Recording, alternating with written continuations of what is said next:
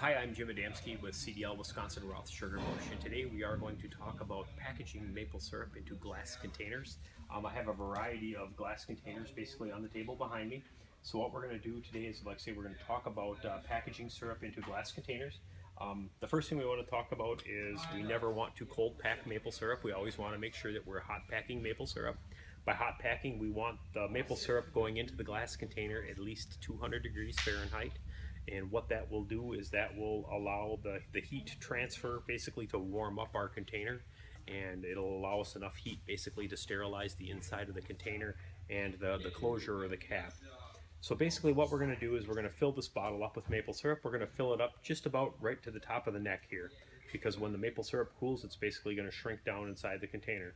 So once the container is filled up here close to the top, what we're going to do is we're going to screw on the cap. We're going to take the container at that point and we're going to lay it down on its side. By laying it down on its side, the hot syrup will sterilize the head area or the air gap that's going to be on the top of the bottle. It's also going to sterilize our closure or our cap, which we just installed.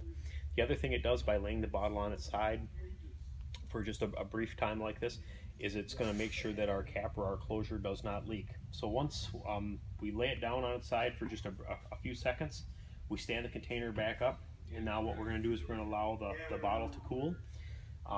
When we are packaging bottles that are 8 ounces or greater, we want to space our bottles a little ways apart like this, so that the bottles will dissipate the heat and they will cool off. If we pack our bottles too close together like this, we can run into a situation called stack burn, which will actually darken the syrup inside of our containers. The longer that we hold maple syrup under heat, the darker the syrup will get because of the caramelization process.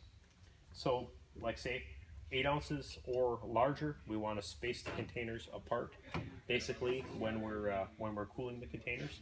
So when we go into the small containers, 8-ounce containers and less, it is very critical that we make sure that we keep these bottles hot enough, long enough, to kill any microbial contamination or any microbial activity that is in our syrup or in our container. So basically what's going to happen here is we're going to fill it right up to the top. We're going to put on our closure, lay it down on its side, make sure our closure doesn't leak. And then what we're going to do with our small bottles is we want to, for a period of time, we want to stack. If these bottles were all small, we want to stack our bottles together. We want to make sure that they do not cool off too rapidly. And like I said, once again, this is for the bottles that are 8 ounces or less.